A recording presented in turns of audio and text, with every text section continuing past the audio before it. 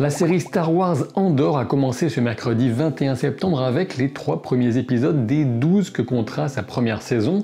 12 épisodes, c'est inhabituel pour une série Star Wars en live action, et cette volonté d'une approche différente se ressent dans tous les choix de la série pour le moment. Je vous propose un avis sans spoiler d'abord avant d'évoquer quelques morceaux choisis.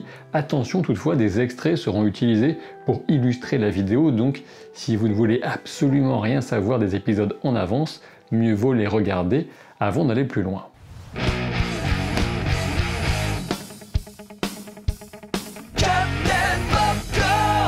Andor est disponible sur Disney+, et si vous souhaitez vous abonner à la plateforme pour l'occasion, eh bien vous trouverez un lien en description de la vidéo et vous soutiendrez la chaîne au passage.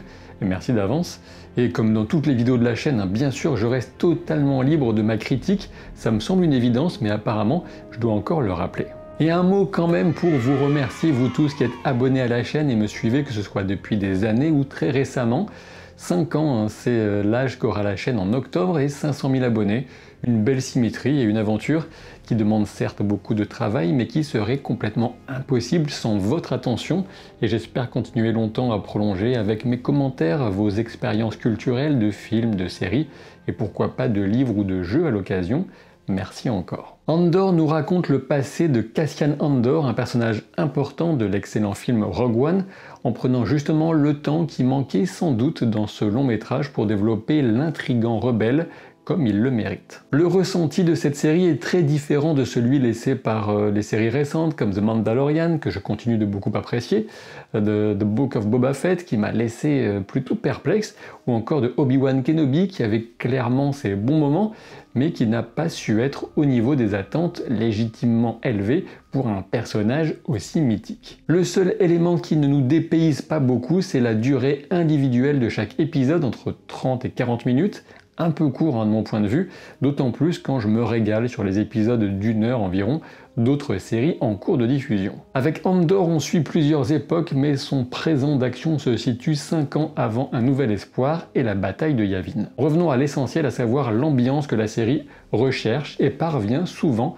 à instaurer. Les 10 premières minutes sont très réussies de mon point de vue et nous plongent dans une ambiance qui relève davantage du film noir que de la science-fiction. Sur cette introduction, j'ai nettement pensé à Blade Runner, les néons en moins bien sûr, mais en retrouvant ce mélange entre pluie, ambiance pesante et milieu interlope. Même si le terme est galvaudé, on est sur une approche plus adulte dans ces thématiques et surtout le traitement de ces personnages avec une intention d'humanité en s'éloignant de certains archétypes, que ce soit ceux du western ou de la comédie, très présents dans The Mandalorian notamment. Rassurez-vous toutefois, même si les ambitions sont marquées, on reste bien dans l'univers Star Wars, qu'on retrouve dans des décors travaillés, même quand ils sont là pour rendre un quotidien plutôt morne et en tout cas très industriel, loin du clinquant de Coruscant par exemple. Et la technologie retrouve cette touche presque rétro-futuriste, soigneusement maintenue depuis la trilogie Star Wars originale, en inventant à partir de cette imagerie des années 70 et 80. Une épaisseur dramatique enveloppe les personnages et donne plus de poids à leurs actes.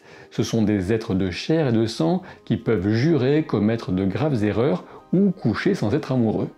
C'est grave. Les enjeux sont initialement d'ampleur très réduite et même purement individuelle, alors que notre anti-héros se demande ce qu'il va faire de sa vie. Et oui, vous avez bien entendu, j'ai utilisé le terme de anti-héros qui est peut-être plus net ici que dans le cas du Mandalorien de la série éponyme. Cassian Andor semble loin des archétypes habituels et il poursuit des objectifs strictement personnels. Et rassurez-vous, pas d'humour lourdingue qui viendrait désamorcer les situations délicates toutes les 2 minutes.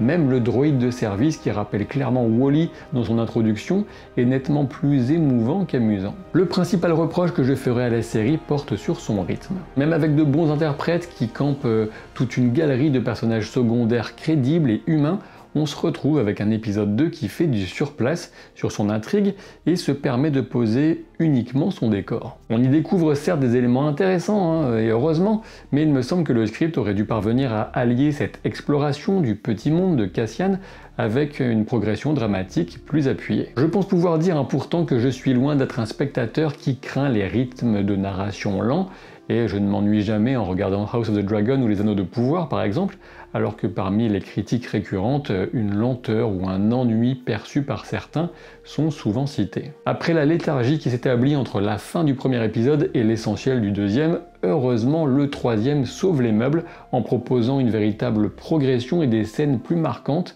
dans l'action comme ailleurs. De ce fait, la décision de diffuser les 3 premiers épisodes simultanément était la bonne pour la suite. Ce sera un épisode par semaine et j'espère qu'on ne retombera pas dans les écueils des 2 premiers, surtout avec une durée aussi réduite qui pourrait laisser un arrière-goût de trop peu. La série bénéficie d'un budget important, mais la sobriété du script, comme de la réalisation d'ailleurs, met tout au service de la crédibilité des univers qu'on nous propose et de certaines scènes intelligemment pensées dans le peu d'action, notamment quelque chose qui va nous sortir des schémas de fusillade sans intérêt ni intensité qu'on a vu 1000 fois. Derrière ce projet, on retrouve notamment Tony Gilroy, célèbre script doctor d'Hollywood, qui était déjà venu sauver en cours de route le projet Rogue One, menacé de naufrage au stade de l'écriture apparemment.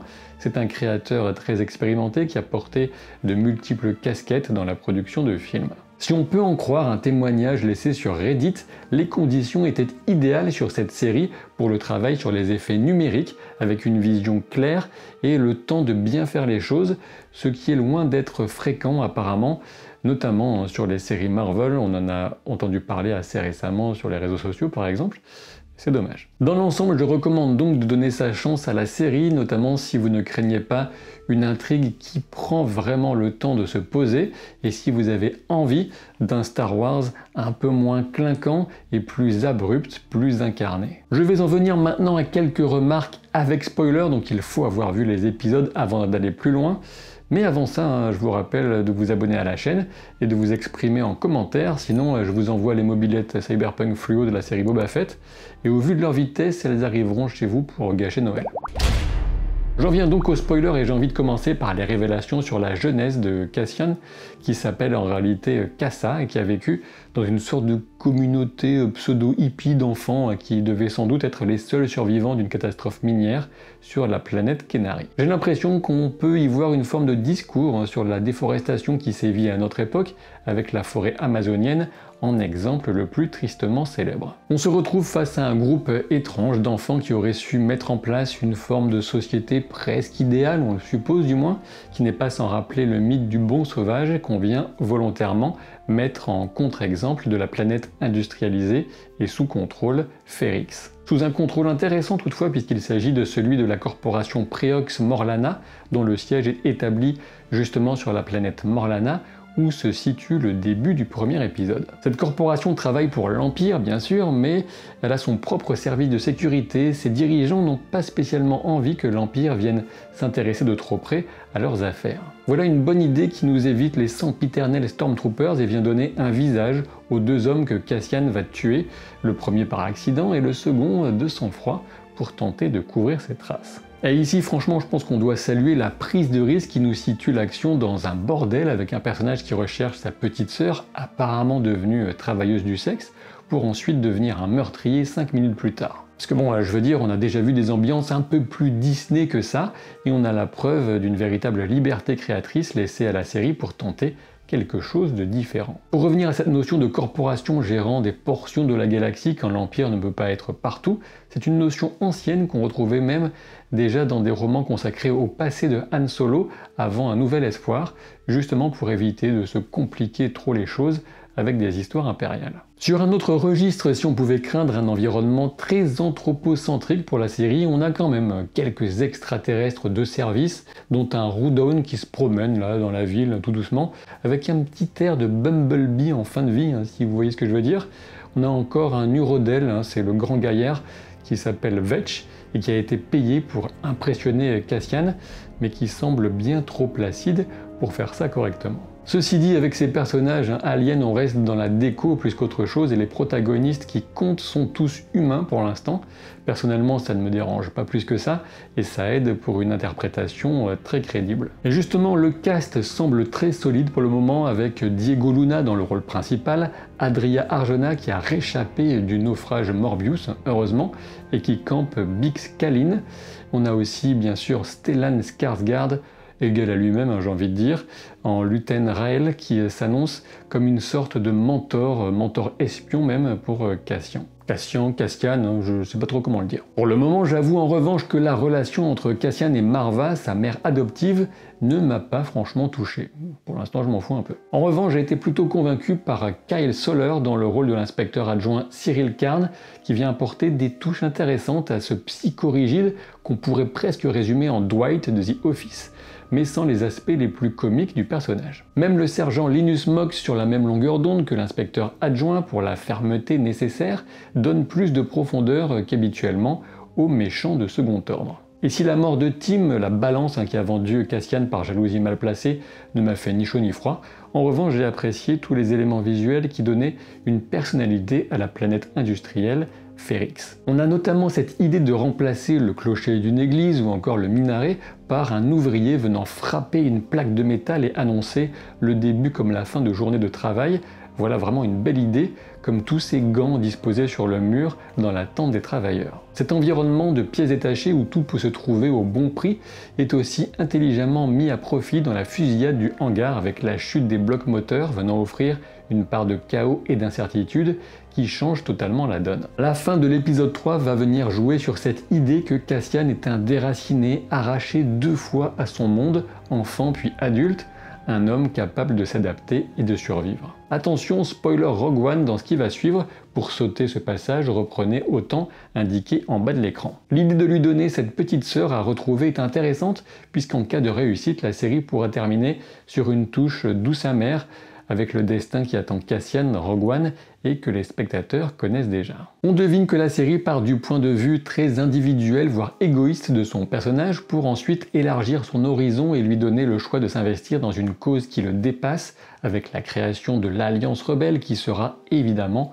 au cœur de cette série. On retrouvera en effet Mon Mothma et des séquences au Sénat galactique, ce qui promet des enjeux nettement plus vastes, tout en continuant de suivre le parcours spécifique de Cassian. Explorer les aspects les moins reluisants d'un mouvement de rébellion est évidemment ce qu'on attend d'une telle série, et je pense qu'on devrait être servi, en espérant toutefois que le rythme s'améliore nettement par rapport aux 2 premiers épisodes. Les séquences au passé ne m'ont pas passionné pour l'instant, et là encore j'espère qu'on pourra y trouver davantage d'intérêt, et si elles ne se poursuivent, et qu'elles ne seront pas des simples intermèdes un peu ennuyeux entre les moments de véritable progression dramaturgique au présent de narration. Je vous donne rendez-vous dès aujourd'hui, ce jeudi, a priori pour une 2e vidéo, si tout se passe bien, et demain vendredi pour la vidéo consacrée au 5e épisode des Anneaux de Pouvoir. À très vite pour de nouvelles aventures, et grand merci encore une fois à toutes et à tous pour les 500 000 abonnés. Et maintenant, en route vers l'infini et au-delà. À la prochaine.